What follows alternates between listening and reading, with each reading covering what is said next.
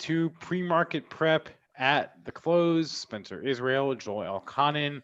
Um, Kind of quiet day out there. I mean, the major indexes are up today. Joel, tech has resumed its leadership. The airlines are, I guess you could say, they're bouncing a little bit. Big news today is Twitter. But before we get to that, let's just go overall market here and have you look at the. Yeah, kind of what we talked about on the show today. I was saying, I don't know how enthusiastic I can get if we take out the pre-market high, and I don't know how bearish I can get if we take out the pre-market low. It just seemed like it was just going to be like a two-sided day, and we took out that pre-market high. We looked really good. We went to 62 and a quarter.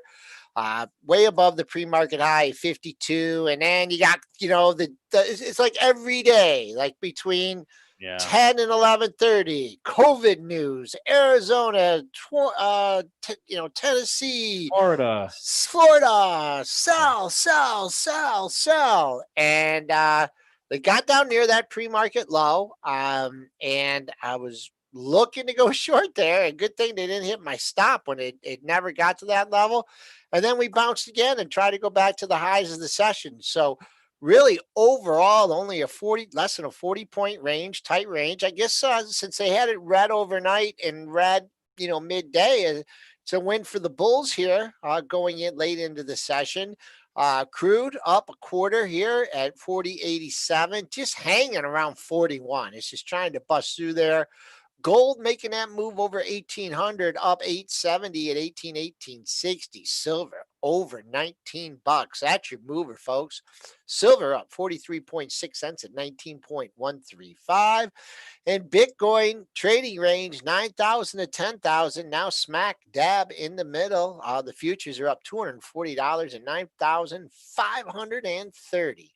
Are we the only people that talk about Bitcoin anymore? No one ever talks about Bitcoin. I think people talk about Bitcoin. I don't know who, but people do. All right, give me the Twitter me news. Twitter.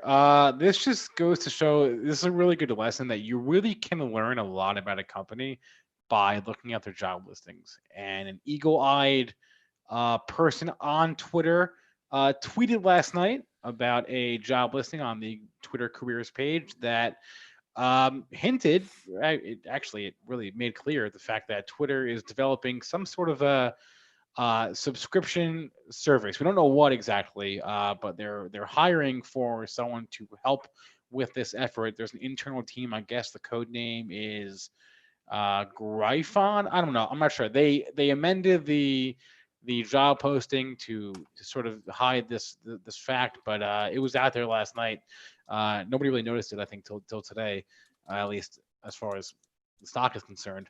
But if the job posting is to be believed, Twitter is developing something that we wondered for a while why they don't have any paid. They haven't monetized. I mean, you look at all the other tech stocks, you look at all the other performances, and this has been your serial underperformer. Of course, it's the tech stock that I own after several attempts and got it cheap. I've been holding on to it, and I always think it's like one of these hold forever plays because I'm just waiting for it. My average cost is under $20, and I've wanted to dump it so many times at like 32 and 33 and 35. Then it hits 40. I don't know. I mean, they have just never full. I mean, you get your news. It's widely filed. It's the best way to get your up-to-date news. I guess what works against it is there's just so many trolls out there and so much false information that you don't know how reliable the information, what the alternative motives for the people on there. But whatever, it's up 226 today. I just tell you, it hasn't even been on my front screen and I don't know how long, but a big move today. We are off the high. First of all, I want to tell you folks, we are $1.70 off the high. We got up to 36.98, and just like a good old listed New York Stock Exchange stocks, probably had some big old size at 37 after a 4-point move, and that matched. Look at that, 36.94. That was your June 8th high. Right there. There's your big level. Nothing's happening in Twitter until they get to 37. I see another high above that. Or was there anything above that? Nope. 36.94. Now what's this high? Yeah, no, that's it, man. 37. That's the line in the sand for Twitter. Now that we're off $2 from that level, it's going to be a little bit tougher. But major level, moving forward in Twitter, 37 on the downside tomorrow. I mean, I'll try and get, if I was day trading this, I would try and get it cheaper than the close, but we'll see what happens overnight. I remain convinced personally that Twitter will, like, the end game here is that they will go private. Remember that they struck a deal with Silver Lake and Elliott Management a few months ago that they each got one board seat. Remember, they were trying to remove Dorsey, and they struck a deal. So Dorsey's stayed in the seat for now. But there was a really good article, I think it was in Vanity Fair a few months ago, just about the Jack Dorsey situation on Twitter and Square for that matter. Elliott Management, they tend to get what they want, and I think they want to take Twitter private. They can't right now. But bring up the monthly there. It would not shock me for a second if the end game here is Twitter ends up going private. Look at the monthly chart in this thing. Sure. Pull it up. Okay. For our folks at home. What do we got here? I see. I mean, it looks like it's just in the midpoint of where it's been for the past 3 years. Joel? Well, I'm waiting for the chart. Oh, I mean, it's a dog. I mean, I own the thing. It's one of the tech stocks I own. It's been a dog, and it's just been a serial non-performer. So I don't know. Going private, what price would people pay? I don't know. I did talk to when it was under $20 forever. I did talk to Sean Udall about trying to take it private, but when it's the two of you, yeah. Yeah. It's got to be disheartening for people like you to also just look over and see Snapchat. Yeah. Oh my gosh, I haven't looked at Snapchat. Because on the surface, they kind of do the same thing. Snapchat. Look at that. Snapchat does ads. Twitter does ads. It's not the business models are pretty much the same, and yet investors seem to love Snapchat. So I don't understand that one. Twitter makes some sense to me, but I don't understand. I think, do you have as many? I mean, I'm not on Snapchat. Is there as many trolls on there and fake people? It's like a different kind of platform. Okay. There's not. I'm sure there are fake accounts, but it's more like a friend-to-friend thing. Okay. Yeah. All right, that explains it. All right, what else do you want to cover here? S&P's just bouncing in the 3150 handle, still up 19.5 on the day. We got a little push towards the high of the day. Just hanging out. We're going to have some imbalances come out, but with our boy Jonathan Corpina on the floor offsetting all those imbalances, we haven't had as much reaction, but we'll see what happens here. Boy, what do you want to call it? We're getting, of course, our loving chat here is giving us some stuff to look at. Yeah, and I'll actually go to Disney here. House of Mouse? Someone in the chat is mentioning Disney, and Bob Iger said in his book that they really came like a day away from buying Twitter, and they had board approval to buy Twitter, but he just couldn't do it because the stuff is just too toxic on Twitter. It's too toxic for that Disney brand. Anyway, speaking of Disney, they had some news today. They talked about the reopening of their parks, and they're preparing for a phased opening. Epcot and Hollywood Studios are set to reopen on July 15th. That was out about an hour ago or so. So if you're wondering, what's that spike in Disney? Well, there you go. What did the House of Mouse do? We're off the high of the day, but we are well off the opening. It's been quiet the last couple of days. Got up, man. That thing got up near 130. So this was almost all. It got all of its losses back for February, even though they're not open, the parks aren't open, they're not making movies, and there's no sports. Almost all back. I mean, not anymore. Except for the cherry spitting contest. But let's see. Up. Big move, 117.13. Let me see if I can give you a lot. The only thing I would look here would be I got a daily level at 117.45. So let's round that out. 117, two tops and 117 handles. So over 117.5.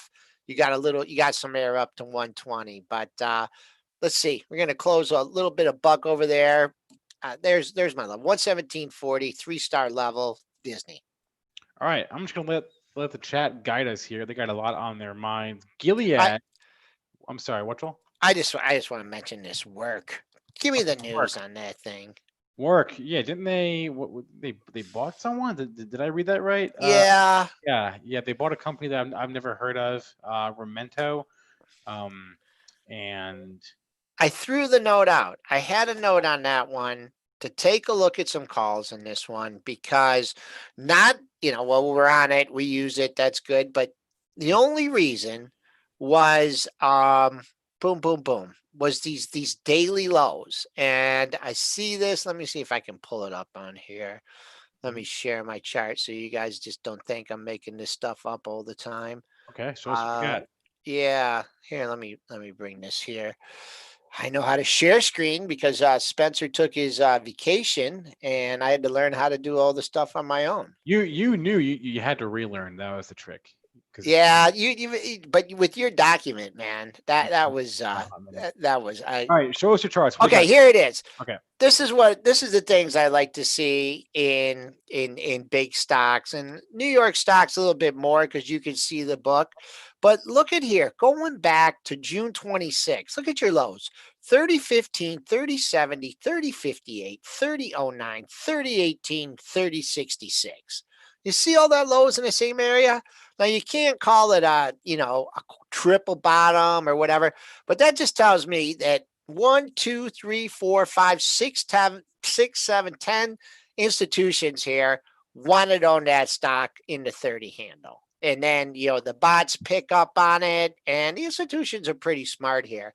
So, boom, all that institution accumulation, news comes out, didn't even open up that much, and then had a big run. So, just wanted to show folks that. I know Slack has done this a few times in the past, but it's just something that when I look at and I talk about those things that there it is, looking at it there on the trade station data window.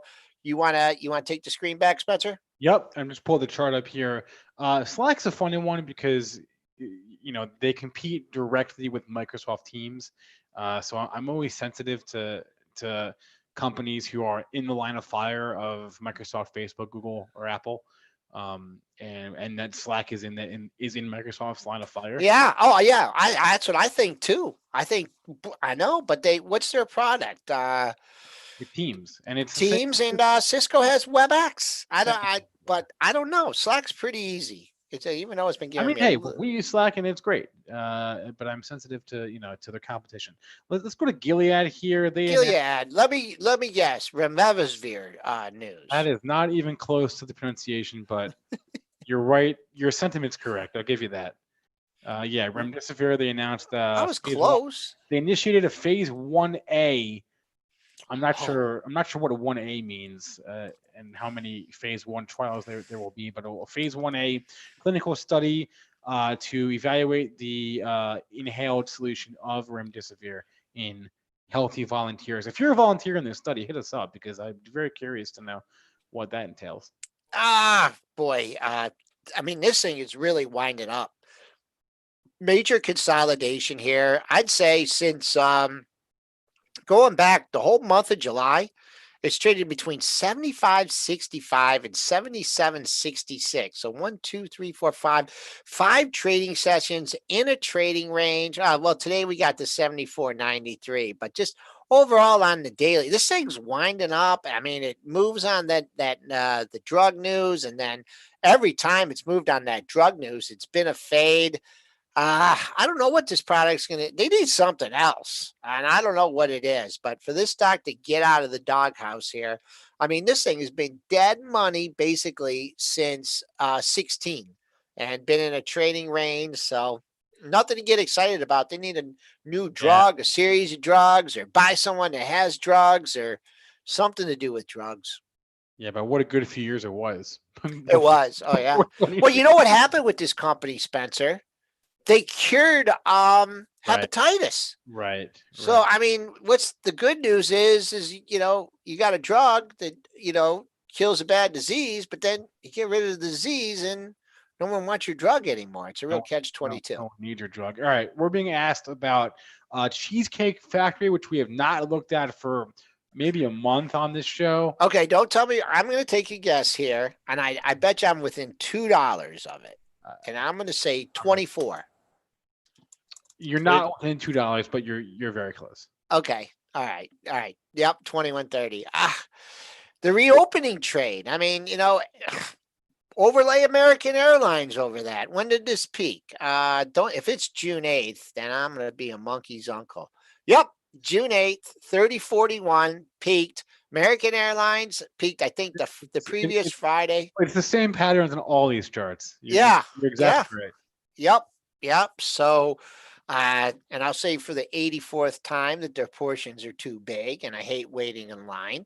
But people like the food. People that like to, stuff their face like Dennis like to go there. But I just the whole, what's going to come out of COVID-19? What's going to come out of this in 2 years, 3 years, 5 years? We don't know.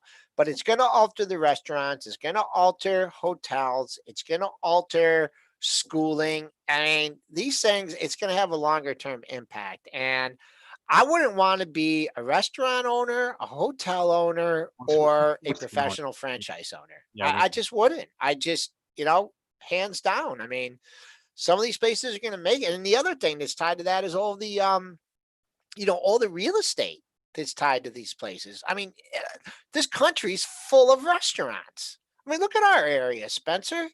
You go everywhere. There's restaurants. Who's going to fill that space if we don't keep somebody will have a good idea. I don't like know. who? Like what's the idea? I want you to come up with the idea. I have I mean I'll get back to you. I don't know. Kroger. I mean, it's cheaper and healthier to go to the store and cook your own food. How's Kroger doing, by the way? I don't know.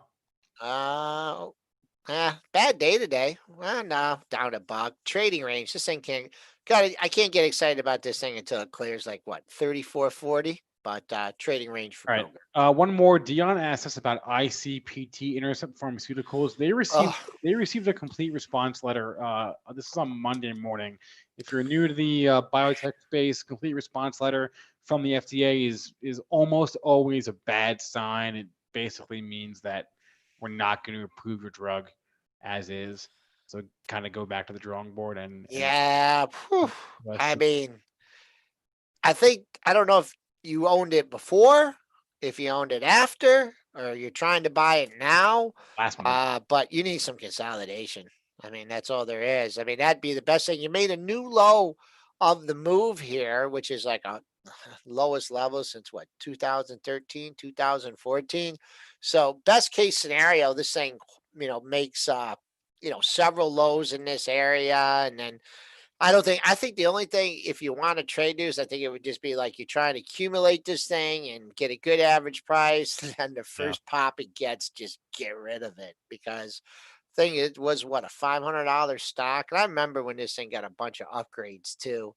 497 all time high. I mean, not interested in this one. Short term, long term, swing anything. And I wouldn't be short. I mean, I guess you could short it down here. It's just where's your out? If you're going to short this thing, $50. I mean, I'm not interested in a gap between 50 and 76.45.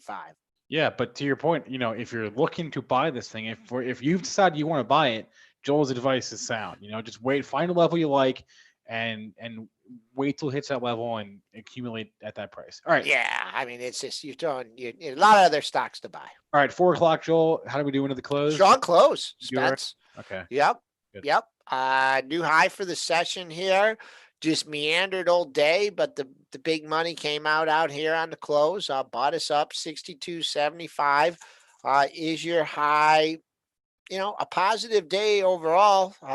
Tomorrow we'll be looking at Monday's high, which was also Tuesday's interday high. Really no clear resistance up to 31.75. So that kind of blow off high on Tuesday was 31.84, but I'm not going to chase it up here. Maybe, try and put a bid lower overnight, maybe try and get it on the cheap here. But good day for the market. All right, that'll be it for us. Please remember all the information from our broadcast is meant to be used as informational purposes, not for investing or trading advice. You can always email us, premarket@benzinga.com. Hit that like button as well. Thank you to all of you who do that and subscribe to our channel. And that's a wrap. So Joel and I will be back with Dennis tomorrow morning. In the meantime, have a great rest of your day. And wherever you are, stay safe.